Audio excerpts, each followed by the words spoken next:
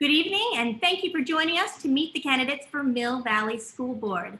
Tonight's forum is live streaming on YouTube, and we encourage you to participate in our discussion by submitting questions via email. I'm Jen Moore. I'm the president of the Mill Valley Council of PTAs, and we are thrilled to be hosting tonight's forum. We'd like to give a huge thank you to the Marin County League of Women Voters for organizing and moderating tonight, as well as to our community outreach partners for promoting the event. That would be Mill Valley Seniors for Peace and Marin Promise. This year, the League is celebrating 100 years of following their mission to empower voters and defend democracy. And moderating candidate forums like this is an important part of that vision. To that end, both the League and PTA are strictly nonpartisan and never endorse individual candidates or political parties. So on behalf of both of our organizations, I'm pleased to present the candidates for the Mill Valley School Board tonight. Thanks again for joining us and participating in our democracy. Don't forget to vote. And with that, I will turn it over to League member and our moderator for the evening, Lori Nardone. Thanks. Thank you, Jennifer. Hello, my name is Lori Nardone, and I am your moderator for this evening's forum. Thank you for joining us for this candidate forum hosted by the Mill Valley PTA and featuring candidates running for a Mill Valley School District Governing Board. Slide 1, please. Thank you to the Mill Valley PTA for inviting the League to moderate this event. We're honored to be here. I would also like to thank our community outreach partners, Marin Promise and Mill Valley Seniors for Peace. Slide 2, please. With me is League member Connie Siegenthaler as timekeeper. Off screen, we have our question review team, Doug Cooper, Ann Batman, and Greg Brockbank, with Ann Wakely and Nancy Bell providing Zoom support, along with the team at the Community Media Center of Marin. Thank you. The League is a trusted membership organization that encourages informed and active participation in government. We do not endorse or oppose candidates or political parties. In addition to promoting voter education, the League advocates for issues and may take positions on issues that arise in ballot measures. I would like to remind everyone that the candidates have all agreed to participate under ground rules set for this forum. In order to ensure impartiality, it is the League's policy that candidate forum moderators and question review team members not live in the voting jurisdiction the candidates represent, nor be actively involved in a candidate's campaign. This evening's forum is being live streamed on the League's YouTube channel and facilitated through our partnership with the Community Media Center of Marin. This event is also being recorded and will be available on our website at marinlwv.org. For broader community access, a gavel-to-gavel production will be rebroadcast on CMCM TV's Channel 30. Days and times will be posted on our website. I would like to briefly explain the roles of the timekeeper and question sorters. To assure our candidates stay within the allotted time, they will see a box designated clock. At the appropriate time, the box will turn yellow, indicating the candidate has 30 seconds remaining for their response. The box will remain yellow for approximately 10 seconds and will then go black. When the box turns red, the candidate should complete the sentence they're on. And yes, it's my job to give them the hook. You may submit your questions to the email address displayed on the screen at any time during the forum, mvsd@marinlwv.org. Our question review team is standing by to review incoming questions. I want to assure you they do not censor the questions. They simply screen them to avoid duplication and to check for anything that might be considered inappropriate. If you do not recognize your question, it might have been combined with other questions on the same topic. Due to time constraints, we may not be able to answer all questions submitted. Slide 3, please. There are 4 candidates running for 2 seats on the Mill Valley School District Governing Board, all of whom are with us this evening. Bob Jacobs, Ellie Abdoli, Joan Hottenstein, and Michelle Cernsich Hodge. Thank you. The candidates have been invited to make a 2-minute opening statement. After that, they will each have 90 seconds to answer each question. To be fair, I will rotate the order in which they respond to the questions. For opening statements, we will begin with Bob Jacobs. Bob, would you please unmute yourself and give us your 2-minute opening statement? Thank you. I have lived in Mill Valley since 1976, and I've been involved with education since 1968 nonstop. And in this presentation, I am going to emphasize my background because I think it's very important and related to so many things that are going on in the Mill Valley schools. So I was a high school teacher for 21 years in South San Francisco High School, teaching biology and environmental problems. I also taught 10 years on the Zuni Indian Reservation in New Mexico, teaching biology and physiology.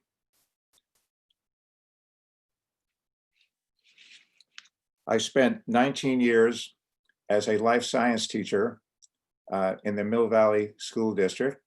And also, while I was in Mill Valley, I was a negotiator for 9 years for the Mill Valley teachers.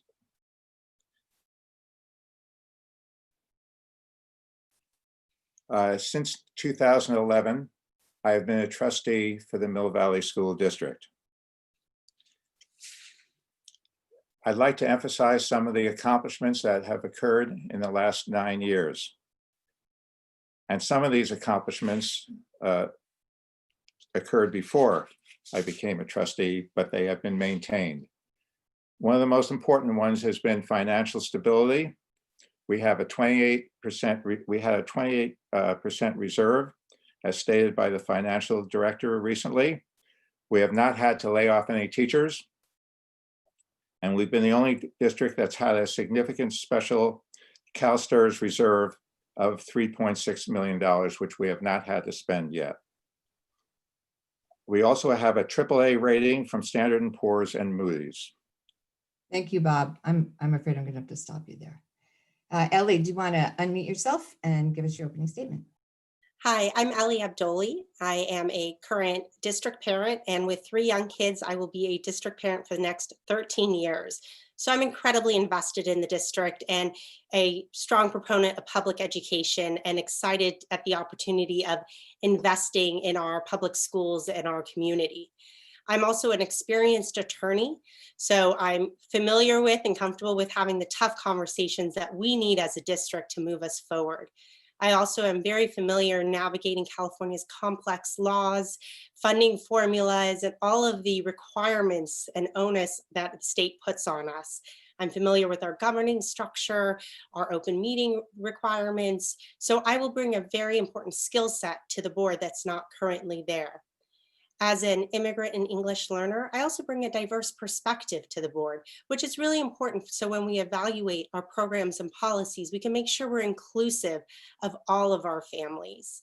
I'm committed to making sure that we are providing the resources that all of our children need and their families to succeed. I am so proud to be endorsed by our Teachers Association, our elected leaders, including Stephanie Moulton-Peters, and so many of our community members. And I really attribute that to the fact that I am working to bring everyone back to the table, which, as we all know, in today's climate is so important. So those are the reasons that I'm running, and I'm excited to provide you with more information about myself tonight. Thank you. Thank you. Okay, Joan, would you like to unmute yourself and give us your opening statement? Sure, thank you. I'm Joan Hottenstein. My husband and I have lived in Mill Valley. It's 20 years this month. I've been a volunteer in the Mill Valley schools since my older daughter started kindergarten in 2010. I've served on many PTA executive boards at Old Mill, at the middle school, and also now Tam High. The thing that has really given me the right experience for being a school board trustee has been serving on the Mill Valley PTA Council. I just started my 4th year, because that's a front row education on how the district operates, how the budget is developed in the LCAP, how the schools make decisions and react to large and small challenges like a pandemic. I'm running to be a trustee because I want to use that institutional knowledge that I've gained over the years and the relationships that I've built to help make our schools the best that they can be. My younger daughter is a 7th grader at the middle school, and I have an almost 4-year-old niece who will be a Mill Valley kindergartner in 2 years. So I have a very personal investment in our schools, and I will for many years. I know we're going to talk a lot tonight about the issues, so I'm going to share 2 more personal things. I am thrilled to be endorsed by the Marin IJ and the Marin Democratic Party. And even more important than the organizations, I am deeply honored to be endorsed by Stephanie Moulton-Peters, Irvin Carmel, former Mill Valley mayors Ken Wachtel, Andy Berman, and Cliff Waldeck. 4 of the current school trustees, including Leslie Wachtel, who's retiring soon. And a fun fact about my campaign is that it's very green. I have 65 signs that are hand painted on recycled wood because after being a Girl Scout leader and going on trips to the recycling center, I just could not buy plastic signs that are going to end up in the dump. So I have a stack of wood signs that will be ready to pass on to future candidates who want to take the time to go green. Thank you. Thank you. And Michelle, would you like, yep, you're unmuted. Good. Thank you. Yes, I'm Michelle Cernsich-Hodge, and as your next board trustee, in collaboration with my fellow board members, I'm going to be setting the direction of the district through policy. This guides all organizational leadership. I'm also going to be assuring accountability, as the only employee is the superintendent, and evaluating this employee as well. The current board has done a great job in hiring an exemplary candidate. Will provide advice, be a resource and a sounding board for the superintendent, challenge strategy and risk factor solutions for the district in an open forum with you present. My 4 areas of experience will strengthen and complement our current board. I'm a uniquely qualified candidate, is that I am a 25-year educational veteran, teacher, union president, principal, district administrator, and now micropod facilitator here in Mill Valley. I'm homegrown. I have deep family roots. My parents have been here since the 60s, and I'm not going anywhere and know how to solve problems in Mill Valley. My sisters and I are Old Mill, Park, Edna McGuire alums and Mill Valley Middle School alums, as is my daughter. And I'm proud to say that my sisters and I graduated Tam High. I have research-based thinking that drives my decisions and goal setting. I have an EDD in organizational leadership and a master's in reading. And I know how to use direct services to close racial disparities in Mill Valley, grow relationships in the city, outside agencies, Tamalpais Unified School District. I'm so proud to be endorsed by countless community members, Supervisor Damon Connolly, 7 retired mayors, including Dennis Fisco, Andy Berman, Clifford Waldeck, other city officials, and business leaders, Dave Canepa, Peter Schumacher, and Helen Russell, and finally the Mill Valley Teachers Association, who know that I bring those missing skills to this board as an educational professional to the critical work during COVID and beyond. Thank you. Thank you. Okay, we're going to start with our first question, and we'll start with Ellie with that. I'm going to give you a chance to expand on your opening statement. So the first question is, what needed skills would you bring to the board, and what motivates you to take on this challenge at this time? Sure. So one of the big things is the ability to address issues head on. I'm candid, I'm straightforward, and the ability to just bring people to the table. We have a lot of things going on with our stakeholders, but to bring everyone back to the table and say, let's address what's going on. We have breakdowns in communication. We have a lot of frustration, and the ability to get right into those tough discussions and address them head on, I think is really important. In addition, my legal background is very beneficial because I understand the Brown Act. I understand how we can still engage with our community, with our parents and our teachers in active discussions while still being cognizant of those restrictions. And I think that's really important to make sure that we are allowing for active discussions, that we're encouraging participation in our decision-making process. I'm also very familiar with the Sacramento process of how legislation is made, the types of issues going on at the state level. And that's really important because with looming things like our pension crisis, you need someone who understands California politics.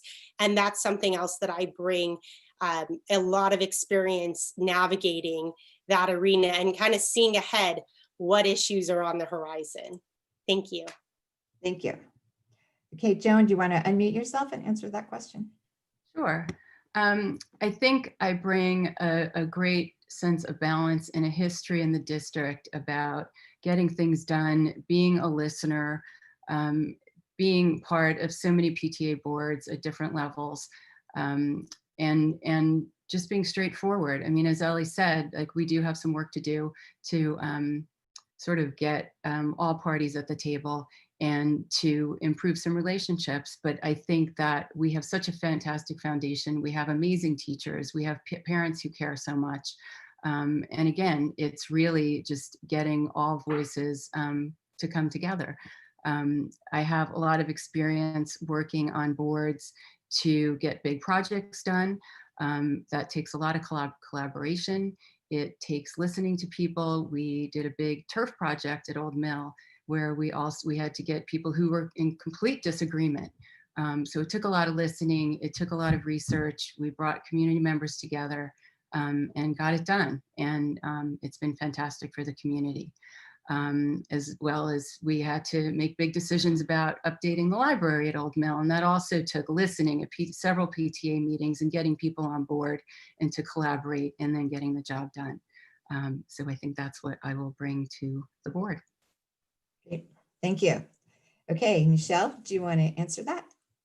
Yes, thank you. So as I mentioned, I have a 25-year educational professional career, and I have walked in all these shoes, which I feel this board can use the operational strengths and experience that I have in education, because we have some very strong board members, and we work collaboratively together. We have Marco Pardee, who's really an expert in parcel tax and bonds, and is a media expert.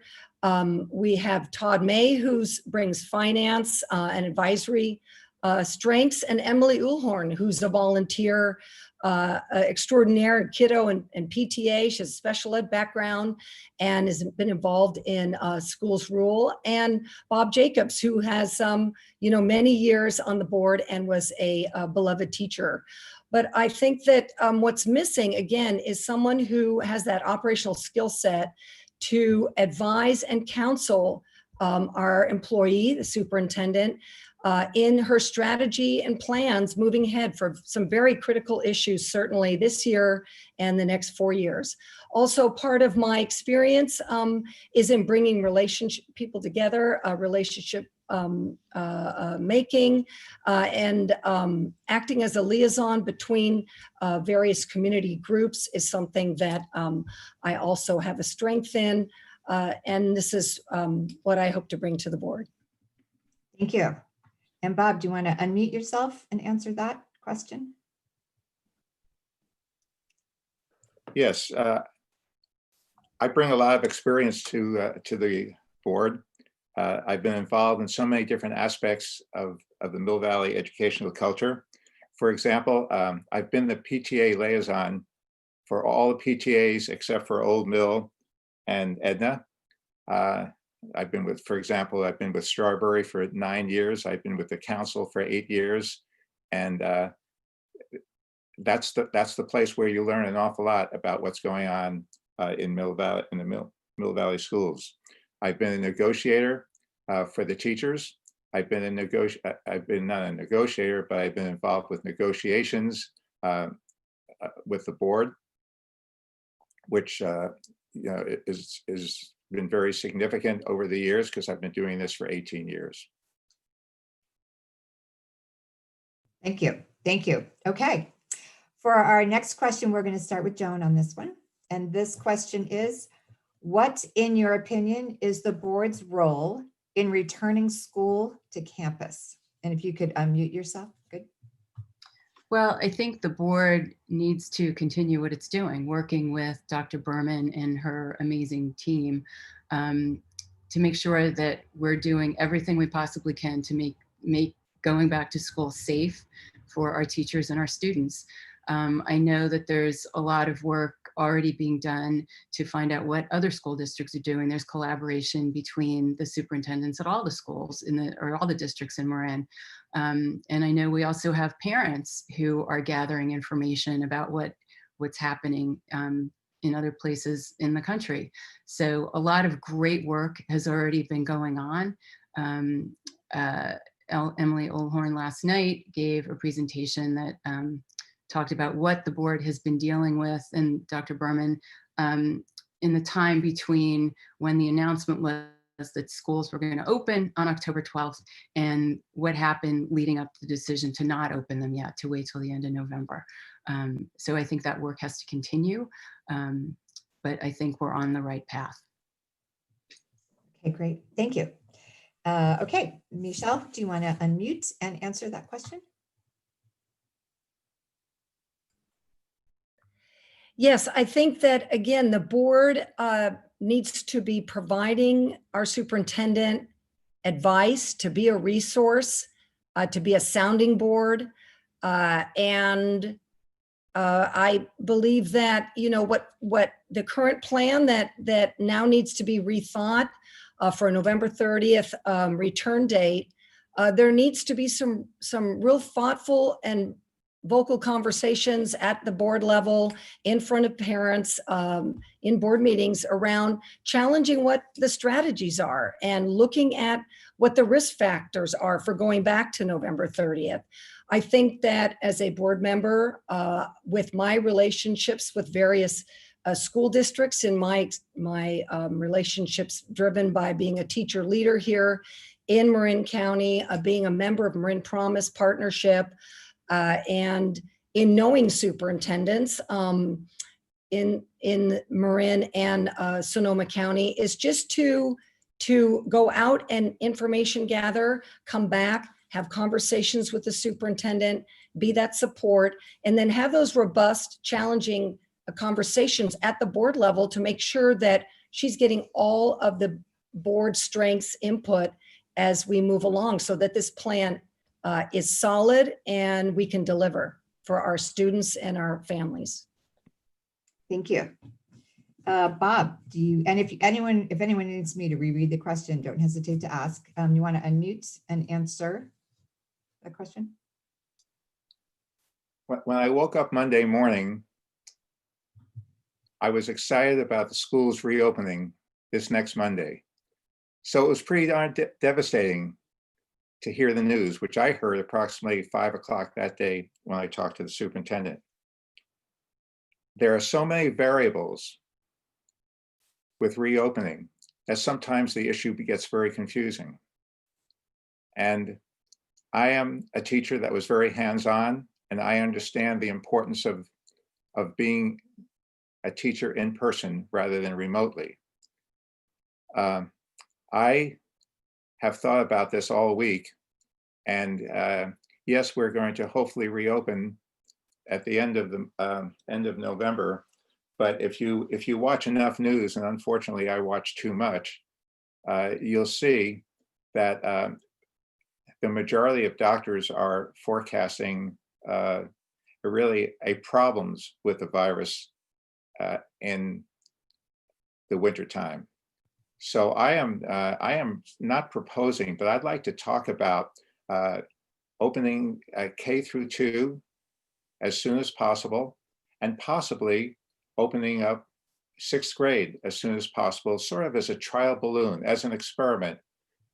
And this might give us an indication of how things are going to go when we open up to the entire schools. Thank you. And Ellie, do you want to tackle that one? Sure. I mean, I think the board needs to be much more involved, because I will say as a parent, I was frustrated that the first time I heard about school being pushed back was less than a week out. And to hear that our own board didn't have much more notice suggests to me a bit of a breakdown in communication. And I know that everyone is working really hard, and this is a complicated issue. And, you know, first and foremost, I think that the federal and state governments should have been addressing this rather than leaving it to every school district to try to figure out. But that being said, our district is in charge of figuring it out, unfortunately, and keeping parents apprised of what's going on is incredibly important, and making sure that we are communicating as a board with the parents, teachers, the stakeholders about every aspect of where we are, even if it's to say, we have these 3 balls in the air, we don't know where they're going to land, so we may end up in any of these positions. But give us more notice. Let us know what's going on, where we are in the process, rather than a short-term notice and suddenly shifting plans by 2 months. I think communication is vital when we have so much going on right now. Thank you. Thank you. Okay, and to our viewers, I just want to remind you, you're invited to submit your questions to mvsd@marinlwv.org. So for our next question, we will be starting with Michelle.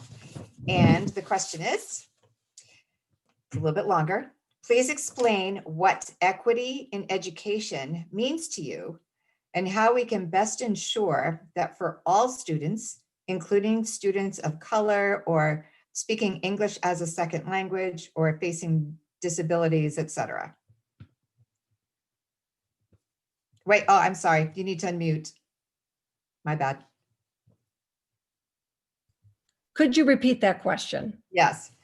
Please explain what equity in education means to you and how we can best ensure that for all students, which includes students of color, students speaking English as a second language or facing disabilities, etc.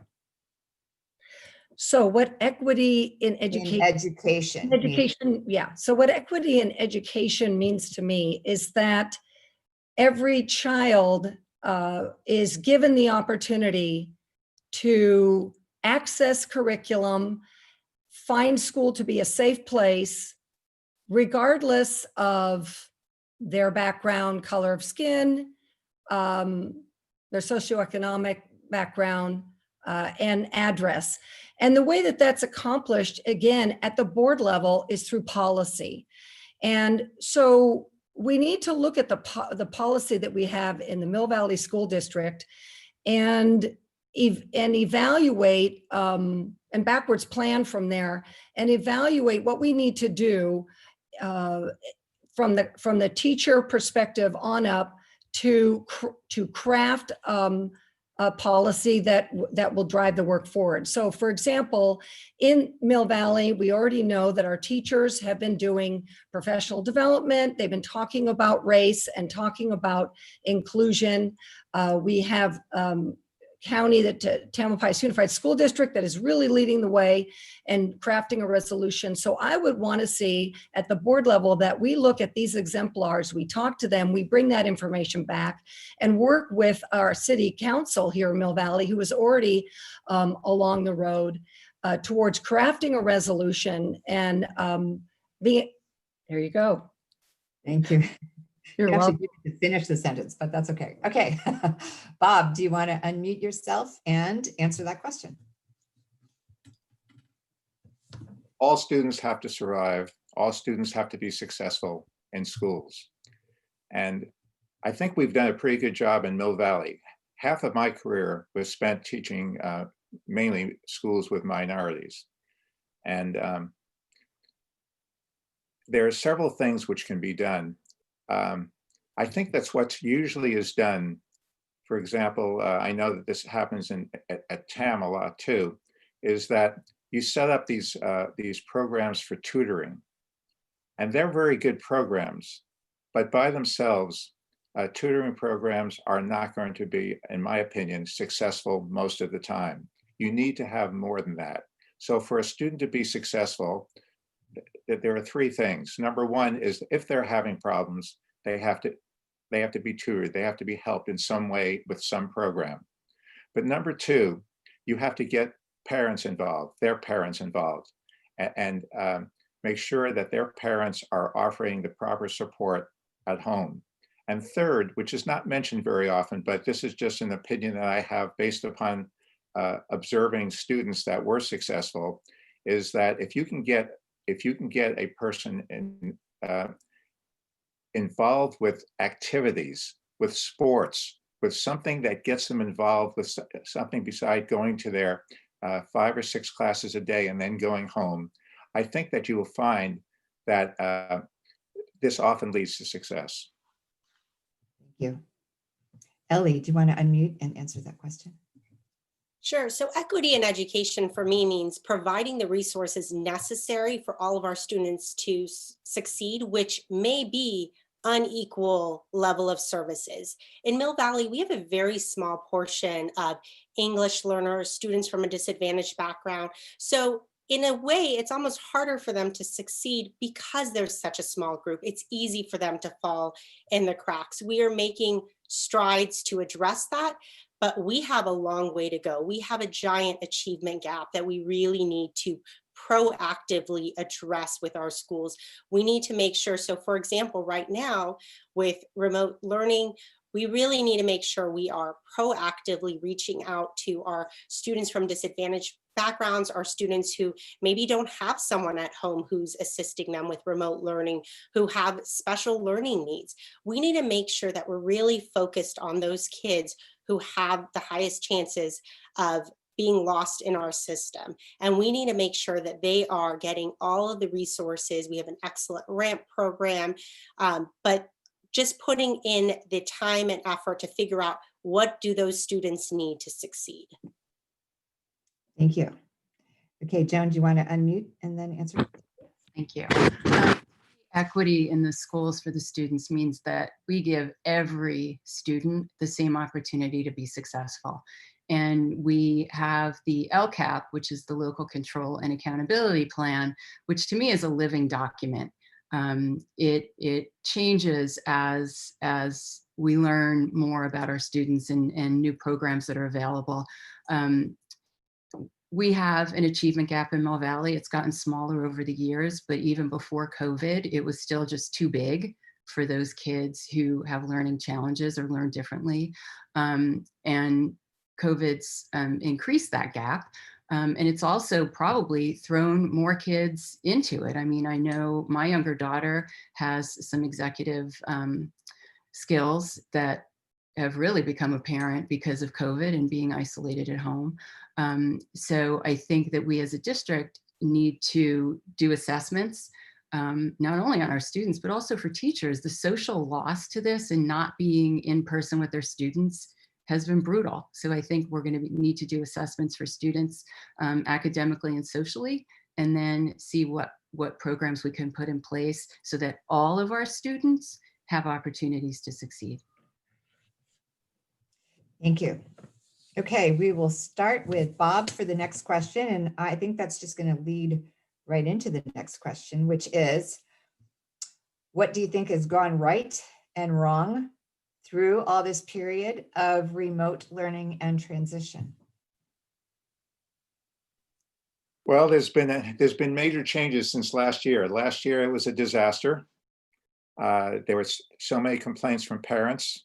I talked to a countless number of people that were so unhappy with the program. And this year, the teachers got it together, and they've really, the situation has improved so much. But there are limitations to distance learning, and everybody knows those limitations. So we're doing the best we can. There's a lot of positive comments that are being made about distance learning, but I think that there's ultimately a dead end when it comes to this concept. And that ultimately, and then we have to get back to school. Okay, thank you. Ellie, did you want to, thank you. Sure. So I think what we are experiencing now with remote learning shows that we were not doing the best we could in the spring. And the fact that we let it continue for so long is, I think, a failing of our district. What we have turned it around to is definitely a success. I mean, I think it is so far from where we were in the spring, but I would have liked to see us having gotten here in the spring, because by waiting so long to really turn around our remote learning, we ended up with loss of students, parents who just gave up because they honestly could not figure out how to do it. And that's not okay. We shouldn't have allowed so many families and children to flounder for so long. So I absolutely commend 100% the remote learning program we have now. I wish we had focused on providing that kind of quality education last year or last spring. Thank you. Okay, Joan, do you want to unmute your things? I mean, I don't think there was anybody who would think that this was done well in the spring, but the turnaround has been fantastic. I think there's been tremendous collaboration between the teachers, supporting each other, and that is absolutely benefiting the students. And hopefully that's going to be one of the positives that comes out of this horrible time. I think that another positive is that more parents than ever are really paying attention. I mean, when school lands on your kitchen table for many, many months, parents are really tuned in to what's happening in the classrooms and what's not happening in the classrooms. And now, I mean, I've heard so many positives that people are so pleased about how teaching is going, how you know, there's just, the quality is just so much more robust. A lot of kids are suffering. It is hard. My 7th grader needs to be back in school. She's doing okay academically, but she misses that social connection of kids in the classrooms. I am very pleased that so many people are tuning into board meetings, and I hope that we can figure out a way to keep them, make it so that parents can watch from home, because it's not easy to get down to school and sit for a few hours. So I think that's a positive, and I hope that continues, because we need our parents to just stay tuned and keep communicating. Thank you. Thank you. And Michelle, you want to answer that question? Yes. So what I heard was in the spring, I was not directly involved, but that it was a really rocky road, as everyone has mentioned. But, you know, part of the challenge was having a cadre of excellent teachers who are craftsmen and craftswomen in their trade. And, you know, having to go online was a really difficult shift. And I think it's a testament to every teacher, as well as the administration, in handling this amazing, you know, complete change to their whole way of doing the work with students, that they came out with a full day of synchronous and asynchronous learning that really addresses the curriculum. We've got Kiddo and PTA supporting, you know, PE and music online. It's a joy to watch from my vantage point between 2 3rd graders. And the administration and the board and the teachers should be commended for what they've put together this year. However, I do want to say at the board level, I would really want to counsel and listen to the superintendent around a plan to get K3 kids back, because developmentally being online as long as they are now is very difficult. There is learning loss to deal with. The iReady is showing that we have some work to do, and it's also a lot of time just on a platform that it does not give kids the verbal cues they need to be with a teacher. Thank you. Thank you. Okay, I want to remind our viewers again, if you want to submit a question, the email which is on your screen is mvsd@marinlwv.org. For our next question, we'll start with Ellie. And the question is, how do you feel the Mill Valley School District could help address the high rate of middle school student suicide attempts? You know, that's a tough one because it is such a pervasive issue in our society right now. And it's so unfortunate because so much of it is, you know, what they're seeing, and making sure we have strong mental health professionals. You know, I was really happy to hear on the board meeting and other meetings where we kept reminding parents about the resources and the counselors available at the middle school. And I think reiterating the resources we have is incredibly important.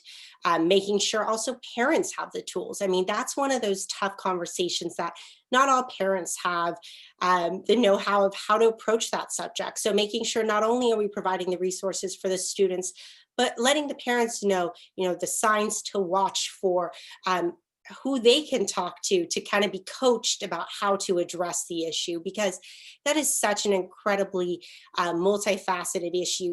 We're seeing it arise from stress from school, from friend relationships, from instability at home. So there's a lot of different issues that are creating that anxiety in our kids, and making sure our parents and our students are aware of the resources that the board has or the district has is incredibly important. Thank you. Joan, do you want to unmute yourself? Yep, thank you. I think that we have to continue open communication and education. I think that our counselors at the middle school have been doing a great job. I mean, I've seen it with both of my daughters and their friends feeling comfortable to go to a grown-up, go to a counselor, and share if they're concerned about a friend who might be giving some cues that something might be going on there. So I think that work needs to continue through the counselors with the kids at the school, but also through parent education, which our district is really good at. Through different organizations. I mean, the PTA does a great job with bringing in speakers, so that, and we'll continue to do that this year, even on Zoom, but just so that parents learn to identify the signs, because who thinks their kid is that kid? But I think our schools, I've been so impressed with how the counselors are handling the situations. So I think it's open communication and education needs to continue. Thank you. Okay, Michelle, do you want to unmute yourself? Thank you. Yes. So it really starts with relationships. And I think that it's making sure that our students have access to their teachers, teachers access to students. This is a tough time with distance learning, but being able to provide the teachers time to just create a community with their students online is important. Also is to provide a community of other resources, not only within Mill Valley, but to have conversations in other districts, because this is not just an issue that befalls our middle school kids. So it's about providing children a place where they can feel safe to share their concerns and what's happening. And often that does happen in the way that they can express themselves in writing or in the curriculum again. But more importantly than that, it's being able to have the continued education that PTA and Kiddo does provide to parents, and to access Marin County Office of Ed resources. But more importantly, to find ways, I think, at the board level to empower children to find solutions for this, because I think that's an opportunity there. Thank you.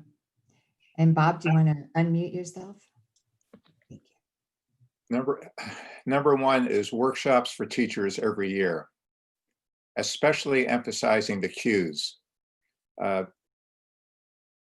A lot of my, not a lot, but there have been a group of my former students that committed suicide.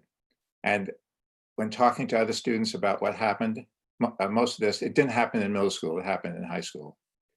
But in talking to students about this, there were always cues. And so if the teachers know the cues, if the students know the cues, this will be very helpful. In Mill Valley Middle School, I found, and I assume it's still true, in fact, I'm pretty sure it's still true, is that students are not afraid to go to their counselors if they sense that something's wrong. And that's a very healthy situation. And as far as I know, there's been a lot of cutting that goes on. I don't know whether it's been recent, but I know when I was there was cutting.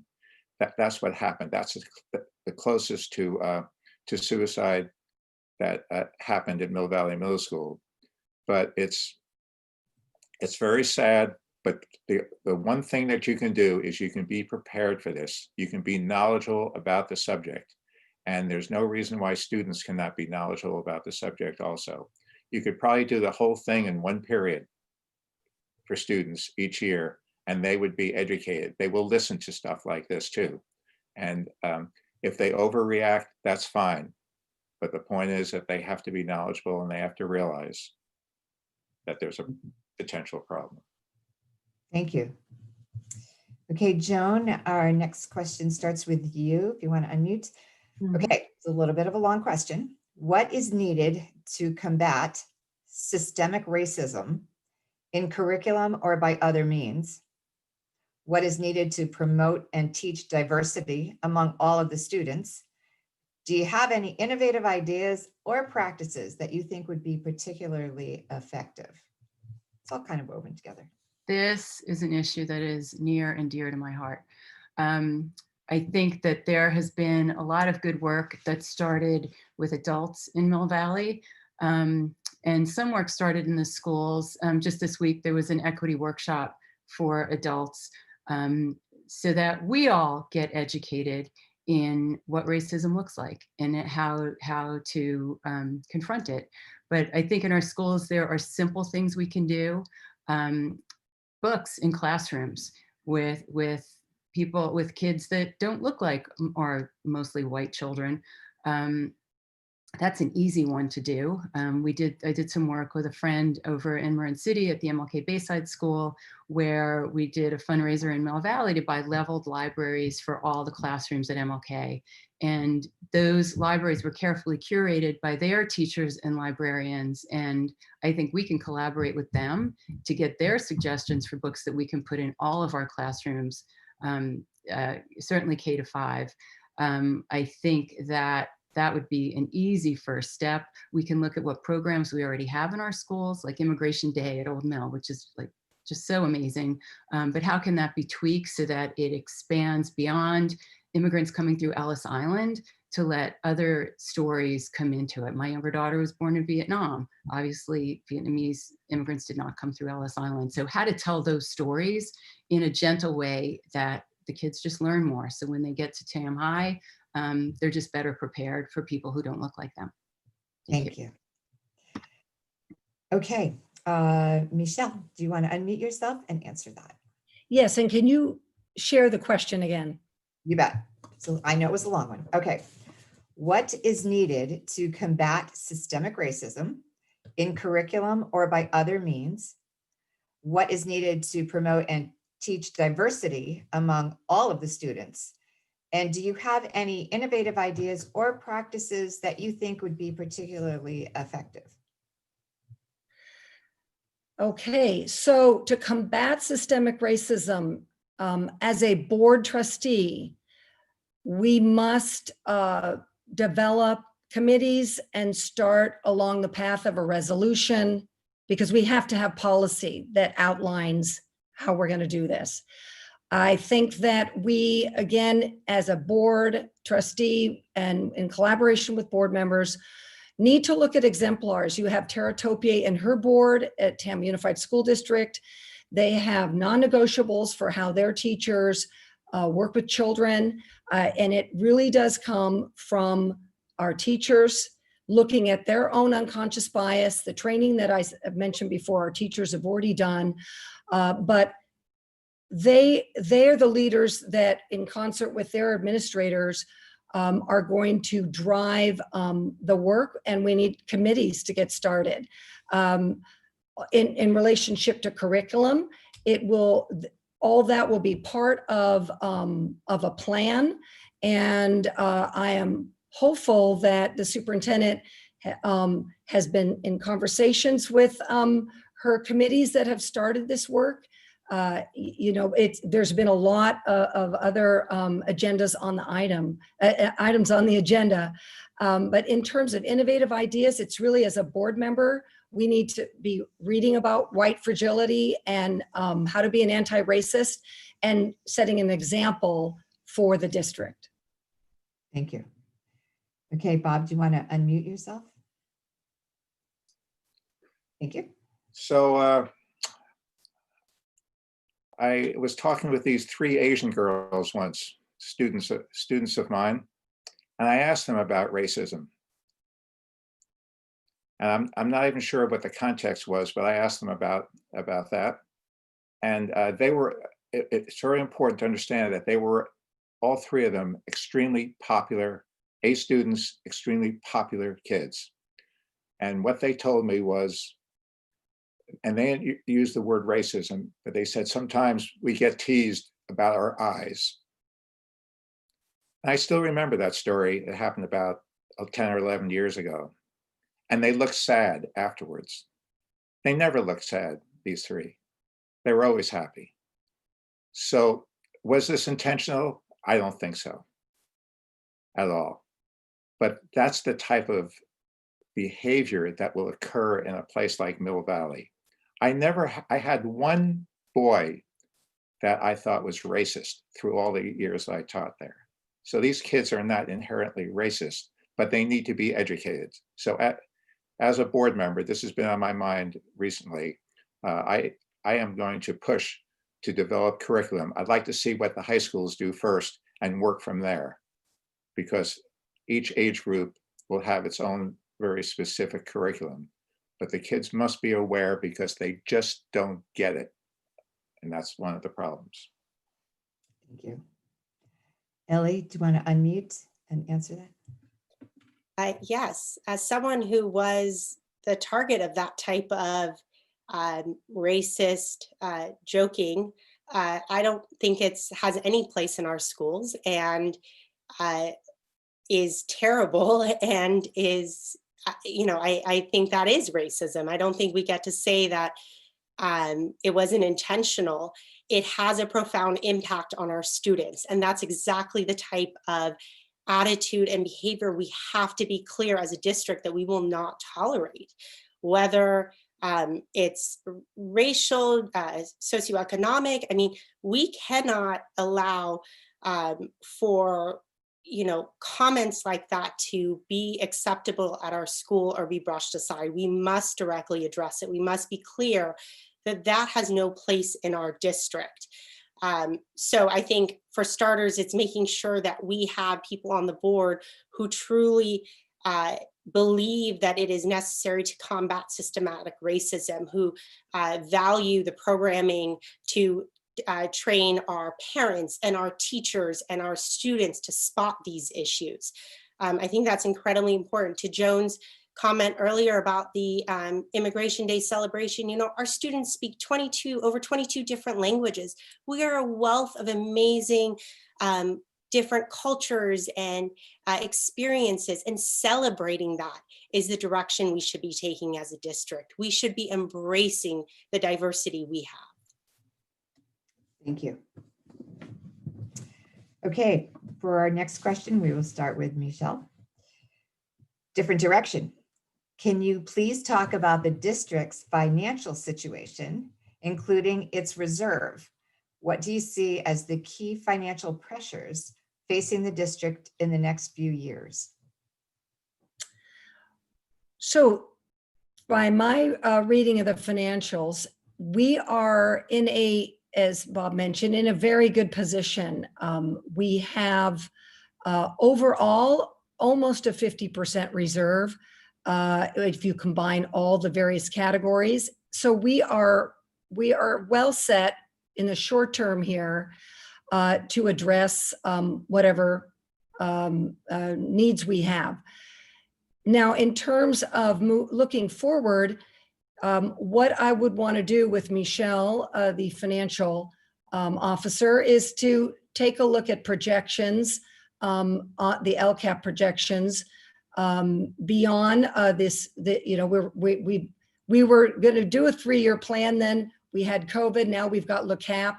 So there really needs to be work done to look forward and see what our risks are and what strategies we have for dealing with our pension liabilities. And bottom line, what we know is in research that the #1 determining factor of our students' success in schools are their teacher. So this is why I, as a board member, would be a huge proponent for looking at how we're going to attract and retain our best teachers, and what financially does that look like, and budget for that moving ahead. Thank you. Okay, Bob, would you like to unmute and answer that question? I mentioned this earlier, and I'm going to repeat myself. We do have an incredible financial officer, by the way. And yes, we have this really nice reserve. And I don't know whether this has changed this year, because I haven't heard from Michelle about this. But we were actually number one in Marin after the last contract, which is terrific. Doesn't make the teachers rich, but comparatively speaking, we've always had this philosophy of being in the top third of the county when it came to benefits and when it came to salary. And we've maintained that for many, many years. I'm going to say at least 20 years.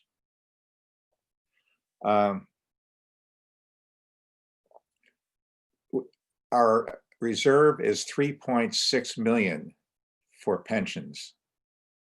I believe it was 2015 when we voted for that, but I might be off by a year. And we're the only district that I know of, and I've sort of checked on this in Marin, that has a reserve, a special reserve for pensions. So we're in pretty good shape now, but who knows what's going to happen from the state. If we remain a basic aid district, we'll probably be okay for a while, but there'll always be this possibility from the state that things will break down. The system, from what I've been talking to, okay, that's all. Thank you. Ellie, would you like to unmute and answer that? I have nothing but praise for the incredibly sound financial state that our board has put us in. I mean, it is truly incredible for a school district right now. We have the highest AAA rating, and we have a healthy reserve, and we have been able to weather this COVID storm better than most other districts. And I really commend the board members for being so forward thinking in that. I mean, there is a looming pension crisis that many of us have been reading about and looking into, and you know, until it's addressed by the state, which we don't know when that'll be, if at all, it's going to fall on the districts. And so many districts are going to be making really big sacrifices. And for our district to have been looking ahead at that, we're also being prepared for, you know, whatever happens with the parcel tax. Hopefully it passes. But for our board members to be so, have put us in such a great financial state is just incredibly commendable. And I thank them all, because this is exactly the time where things could be really dire for a lot of districts. And we are fortunately in a great position. Thank you. And Joan, trying to answer that? Yes, we are very fortunate that our budget is just so carefully planned, and that we do have a healthy reserve, which actually is a little bit lower. Our general reserve is 29.61% of the total budget, which is about $14 million in the reserve. And it's there for economic uncertainties like a pandemic, or if the pensions don't earn their targeted 7% of their annual goal. We have our supplemental parcel tax expires in June of 2021. So we need to go back out and for another parcel tax, which I think the earliest we can do that is March of 2022. But we are in very good shape, and some of our neighboring districts are not. So we're very fortunate. This year is particularly tricky because of the county suggested that all the school districts cut their reduction of property tax by 50%. Fortunately, Mill Valley homes seem to still be selling briskly. So, but they've also reduced donations to kiddo and to PTA. So all of that needs to be taken into consideration. And we have additional costs due to added staffing because of COVID, and new costs for cleaning and PPE to make sure that our schools are as safe as they can possibly be to bring our teachers and kids back to school. So some challenges ahead. We have a 10-year plan for facilities upgrades. Thanks. So again, challenges. Okay, so to answer Bob, actually, I want to remind people that they can send questions in to mvsd@marinlwv.org. And then we'll go with Bob, and I'm going to roll right into bringing the kids back to school. So the district is currently planning to physically have students return to schools where families do not feel comfortable returning to in-person school at this time. So what steps would you suggest to minimize disruption to these students' education so they can stay with their same teachers as they continue in distance learning? Long question. If you could unmute, Bob, sorry. Thank you. And I just quickly want to say something about the last question. I fought Michelle on the reserve when I was a negotiator for the teachers, and she will tell you that. So I've learned a lot since I've gotten on the board. Regarding this question, parents are going to be uncomfortable until we have a vaccine and until this virus disappears, if it does disappear. One of the things that will probably have to happen, and this is very unfortunate, but that when parents decide whether to send their kids back to school or keep them on distance learning, this is not official, but this has been discussed, is that parents are not going to have the choice to switch again this year. And the reason for that is there is just too much disruption. If students are going in and out of these programs, it affects the class size of teachers, and therefore changes will constantly have to be made. We can't exist at that level. So that's going to be the biggest problem. There is going to be anxiety. There's nothing that we can do to eliminate that anxiety, in my opinion. And we're just going to be, everybody's going to have to be faced with a choice of deciding whether to distance learn or return to school. Okay, thank you. Ellie, do you want to answer? Yep. So unfortunately, I think it's going to be a case-by-case basis to some extent, because we know that there are teachers who may not be able to return to in-person and maybe choosing to be remote. So some students actually are going to be with their teachers if they stay remote, others are not. So until we are closer to the point of seeing what options we have in terms of the number of students who want to return November 30th, the number of staff, teachers that we have, I don't think that we can, assure anything, but I do think that, we're a relatively small, nimble district. We should try to, these kids have gone through a lot. I see it in my own kids. Minimize disruptions as much as possible, but we recognize that it's a pandemic, and I know that everyone is working so hard to figure out how to minimize disruptions. I know yesterday, last night's board meeting, one of the discussions was the number of students that were going to be disrupted led to the decision to not return to in person. So I understand it's complicated. I do think that we should try to minimize disruptions for the sake of our kids. Thank you. Okay, Joan, do you want to answer that? I agree with Ellie. I think it's right now, this announcement was just made on Monday to delay schools.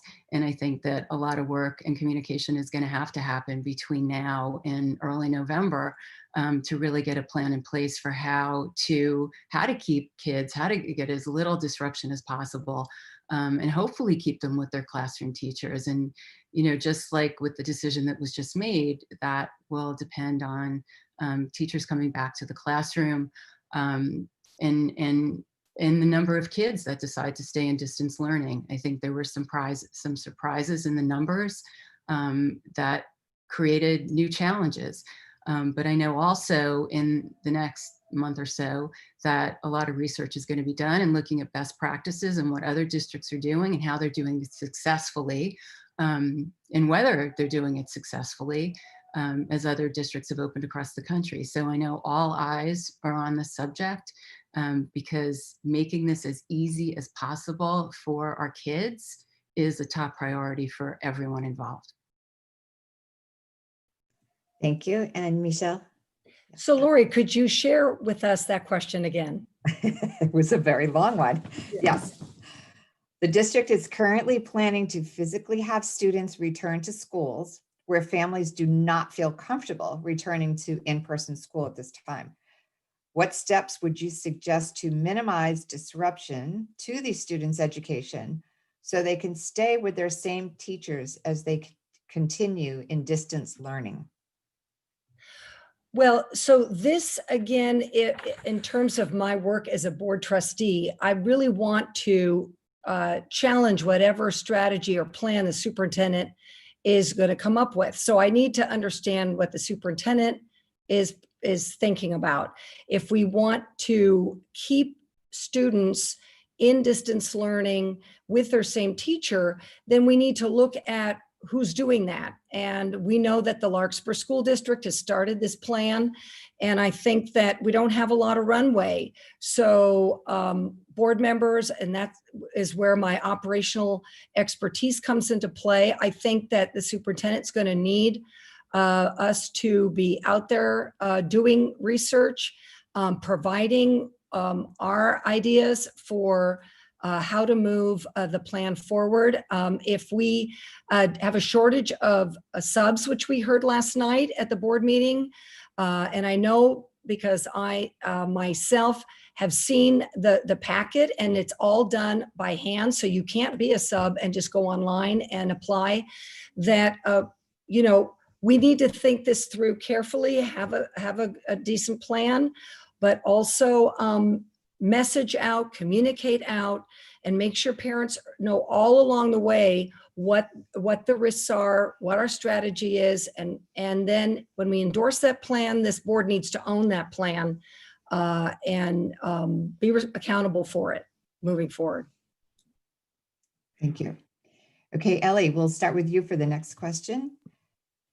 What is your attitude towards stationing SROs, also known as school resource officers, on campus?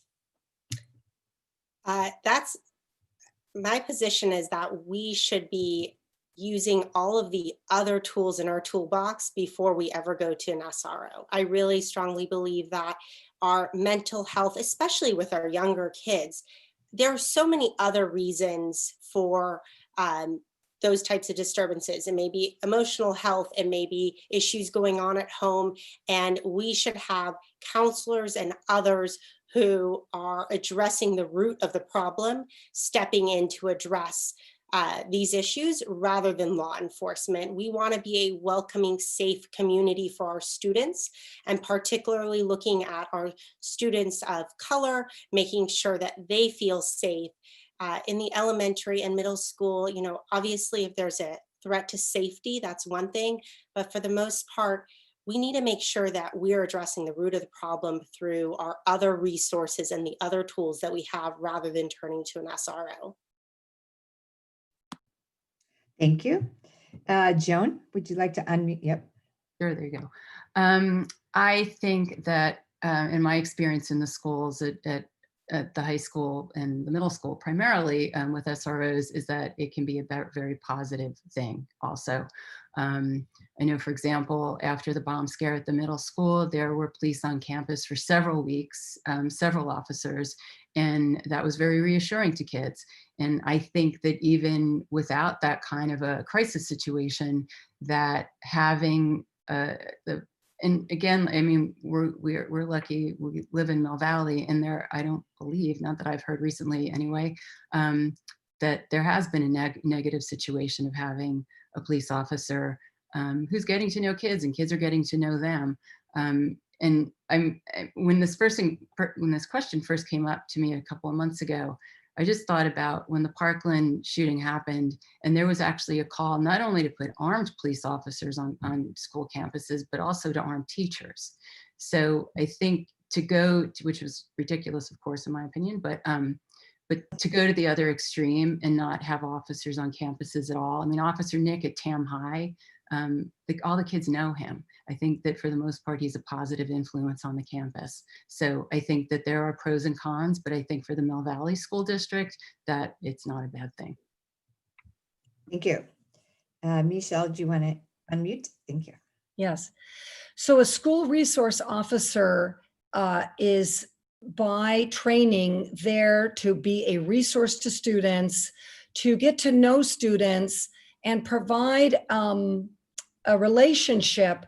As certainly at the middle school, it's critical during that time in development, the developmental time of a middle schooler, to see a police officer as a resource. So that the design of the program is to support students, not to be a police officer on campus that is disciplining students. And I think the Mill Valley School District has done an excellent job in providing an SRO at the middle school. He's also a great role model. He's Black.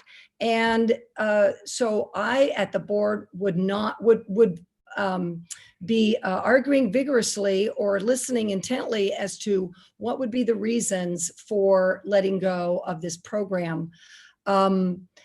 It also, in my experience as a principal, where I had police officers come as peers dressed in uniform, it's a great way for children to understand that our police, and in this time in our society where they're on this in the spotlight, to realize that most of our police officers are there to serve our communities, there to help and support. So I think it's a really good program that I would argue to maintain here in Mill Valley School District.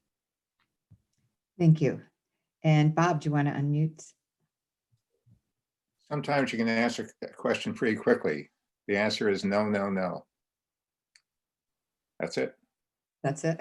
Yeah, Mill Valley, as just from my experience as a teacher, there was just no need for this on campus, to have an officer like this on campus. The 2.5 fights that they have each year at Mill Valley Middle School are a joke.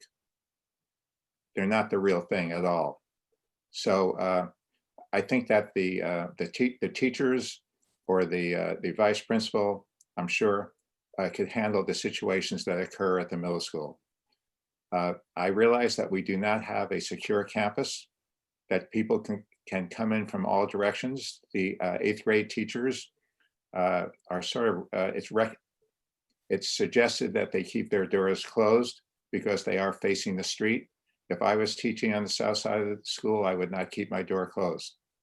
It's just probability here. I mean, you can have a whole police force on campus, but do you really need it? Does every school really need it? And I feel as if our resources can go in another direction. It's nice to have somebody supervising. It's nice to have somebody a supervisor, but not a police officer. Thank you. Okay, I think we are coming up on our last question here. And here we go. So we're starting with Joan on this one, so you can unmute. Are you open to the idea of combining school districts with Sausalito and Marin City school districts in the near future? And what is your experience with the community in Marin City? I am not in favor of combining those two school districts in the near future, partially because I have been pretty involved over there and I have a lot of respect for that community. It's a unique and just very special place. I highly recommend, if anyone has not listened to it, listening to the podcast Nice White Parents, because it sums up exactly why our school districts are so different. I think that Mill Valley has enough challenges of its own right now that we need to get through that before we could even talk about merging the two districts. But I also believe that if there is a desire for the Mill Valley Sausalito district to merge with us, that the impetus of that should come from them. It shouldn't be the Nice White Parents of Mill Valley telling them how we're going to come in and save their children's education. I think our districts are just too different to do that. I think we need to build some bridges, which is happening in a lot of ways. I started a tutoring program with Mill Valley 8th graders a couple of years ago that we continued. Those kids kept going back every week right until COVID started. It's a little bridge, but it was a way to build relationships. So I think that we can do a lot more of that. I think there are community things that we can do. Field day, 6th grade does field day. We could invite their middle schoolers over and create teams.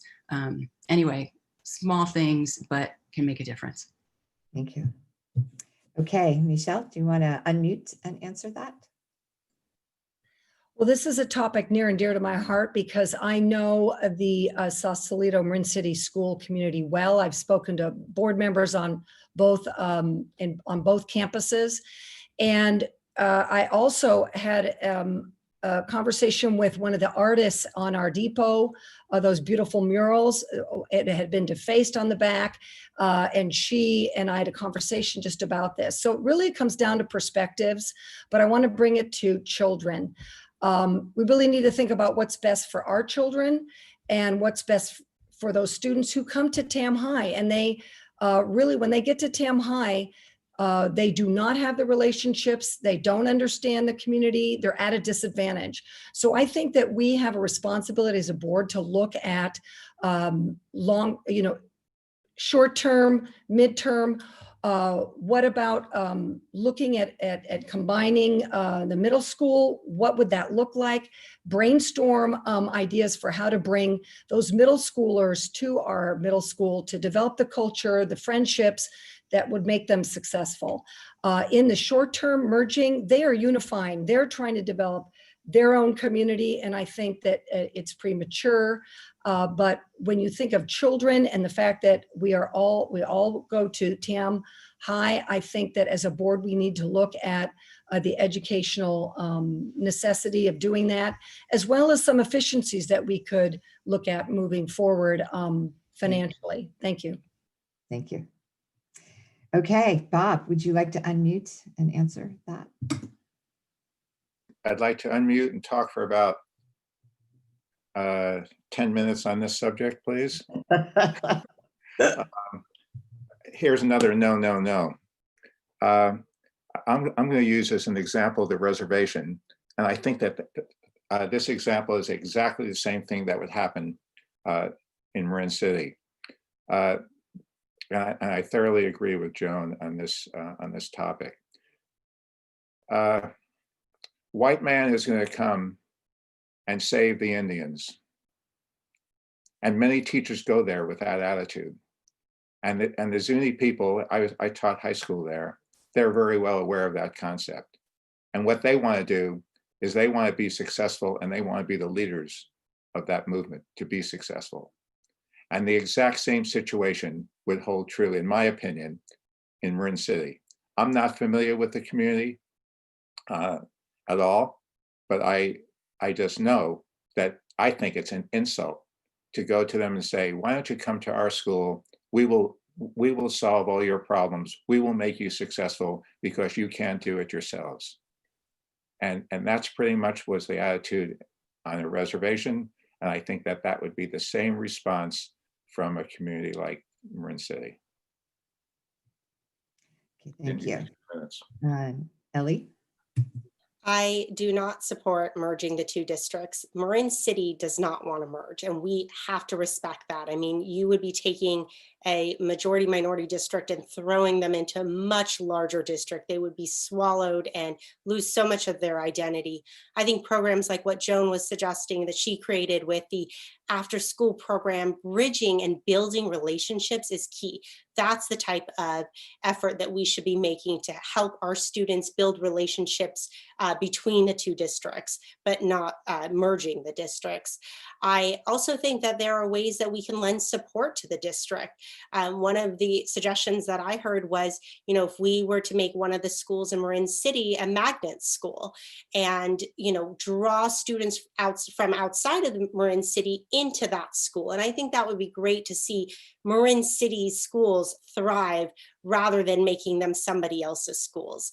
I think we need to create programs to help them thrive, not swallow them up. Okay, thank you. I think that is all we can fit in today. So this concludes the question portion of the forum. Before the candidates make their closing statements, I want to share some key information about this year's election, particularly on how and when you can vote. We are fortunate to have an outstanding elections department in Marin, headed by Registrar of Voters, Linda Roberts. Be assured that the counting of ballots for this year's election is being conducted with the highest level of security, honesty, and integrity. Election Day is officially November 3rd. You have until October 19th to register. After that, you will have to go to the elections office to register and vote in person. Due to COVID-19 and the need to ensure safe, accessible voting, the state of California has implemented new expanded voting options. Slide 4, please. All active registered voters in California will automatically receive a ballot in the mail. Vote by mail ballots were mailed out to Marin County voters on Monday. You may already have yours. Voting by mail is the safest way to vote during this pandemic. Vote by mail voting is underway with several options for returning your completed ballot. You can send it through the US mail, postage paid. Mailed ballots must be postmarked by November 3rd and received at the elections office no later than November 20th. You can drop it in any one of the 12 secure drop boxes located around the county. A list of those drop box locations is included with your ballot. Or you can hand deliver it to the elections office at the Civic Center or to any polling place once they're open.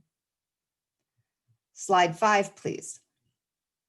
For in-person voting, if you are voting in person, note that as a result of recent legislation, there are fewer polling places for this election. Your assigned polling place is printed on the back cover of the voter information guide and sample ballot that you received in the mail. Be sure to check this before heading to the polls. Your assigned polling place may be different from past elections. There will be 29 consolidated polling places open for 4 days from October 31st through November 3rd. Masks and social distancing will be required, and a limited number of people will be allowed inside at any one time. It is also possible to vote in person at the elections department in the Civic Center during regular business hours from now to Election Day. So make a plan now and vote safely. For more information about Dropbox and polling locations, you can go to marinvotes.org. Thank you. At the end of this forum, there will be a slide listing several additional websites we recommend for more detailed election information, including votersedge.org. And now the candidates will make closing statements of 1 minute. We will go in reverse order of the opening statements. So we will start with Michelle. Well, thank you, Lori. So as your new board trustee and in collaboration with my fellow board members, I pledge to set the direction of this district through policy. I'm going to assure accountability, increased communication, and I'm going to be providing advice, be a resource and a sounding board to this superintendent. I'm going to challenge the strategy and the risk factor solutions that she brings to us in an open board meeting where I'm hoping you're going to be participating. I have 4 areas of experience that will strengthen and complement this current board. I'm uniquely qualified. I'm homegrown. I have research-based thinking that drives my decision and goal setting, and I know how to use direct services to close our racial disparities. So please join endorser that include countless community members, Supervisor Damon Connolly, 7 retired mayors, and business leaders Dave Canepa, Peter Schumacher, and Helen Russell, and the Mill Valley Teachers Association, and know that I bring those missing skills to the board as an educational professional. Thank you so much. Thank you. Okay, we're going backwards with this list. So Joan, if you would unmute yourself, you are next. Thank you very much. Right now, I know the issue that's on everybody's mind is getting back to school, but I do want to remind everyone, for all of us, that we have many other issues that impact our students, including the achievement gap, assessing and mitigating the learning and social impact of COVID on our students and also on our teachers, continuing to manage the finances so closely. We have, again, that big facilities upgrade plan coming up, introducing anti-racism education into all grades and improving communication. I think that my history and experience and my relationships in the district and community will enable me to step onto the board and get to work right away, which is important because we have big issues on the table right now. Thank you. Thank you. Okay, Ellie, do you want to, yep, you're unmuted. I would bring a fresh perspective and the personal investment of being a district parent to the board. You know, when you come to me and you have the discussion about iReady, well, I use that for my kids too, and I'll know what you're talking about.